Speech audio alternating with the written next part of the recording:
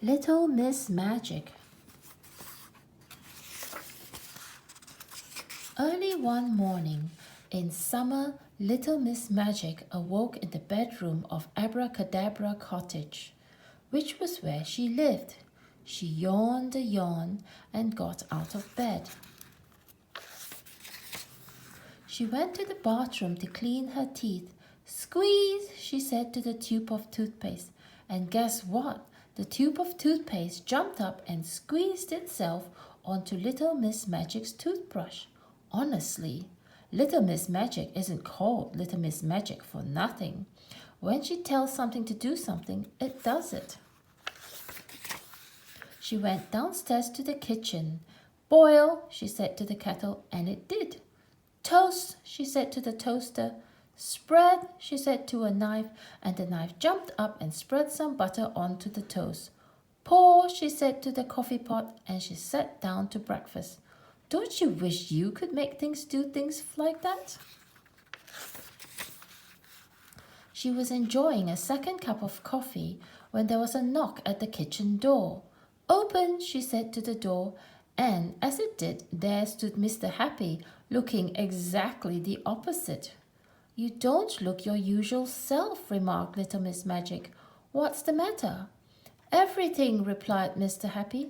Come in and tell me about it, she said. Have a cup of coffee. Pour, she said to the coffee pot. Now, said Little Miss Magic, what is it?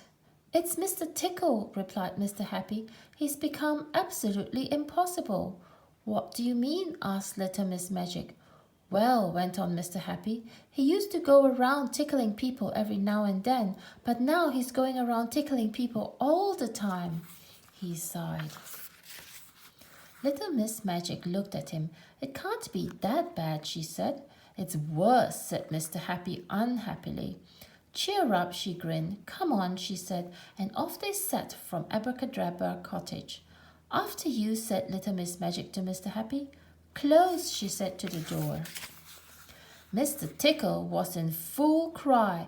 What a Monday morning he was having. He tickled Mr. Mean until he moaned, and Mr. Greedy until he groaned, and Little Miss Sunshine until she shivered, and Mr. Quiet until he quivered, and Little Miss Late until she pleaded, and Little Miss Shy until she sobbed, not to mention the postman, a policeman, the doctor, 3 dogs, 2 cats, and a worm. Aha! Cried Mr. Tickle as he spied Little Miss Magic and Mr. Happy. Anyone for tickles?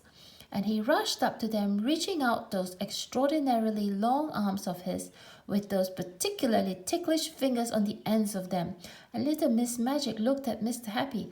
I see what you mean, she said, and winked. She pointed at Mr. Tickle's extraordinarily long right arm. Shrink, she said, and then she pointed to Mr. Tickle's extraordinarily long left arm. Shrink, she said again, and as you remember, when Little Miss Magic tells something to do something, it does it. Mr. Tickle's arms were suddenly not extraordinarily long. They were extraordinarily ordinary. That's not fair, he cried. You spoiled my fun. It might have been fun for you, remarked Mr. Happy, but it wasn't much fun for anybody else. Come and see me tomorrow, said Little Miss Magic to Mr. Tickle. There, she said to Mr. Happy. Happy now? Mr. Happy smiled that famous smile of his. I'll say, he said. Come on, he added, I'll buy you lunch. And off they went to his favorite restaurant, Smilers. On Tuesday, Mr. Tickle went round to Abracadabra Cottage. He knocked at the front door. Open, said a voice inside. Oh, hello, smiled Little Miss Magic as the door opened by itself, and she saw who was standing there. Come in. I expect you'd like me to make your arms long again, she said. Oh, yes, please, said Mr. Tickle. Very well, she said. Mr. Tickle's face lit up. On one condition, she added. His face fell. You are only allowed 1 tickle a day. 1 tickle a day, said Mr. Tickle. That's not much. Promise, said Little Miss Magic. Mr. Tickle sighed. Promise, he said. Grow, said Little Miss Magic. And both Mr. Tickle's arms grew back to their original long length. Now don't forget, she reminded him, 1 tickle a day, or else, she added. Mr. Tickle went out through the door. Goodbye, she said to him. Shut, she said to the door.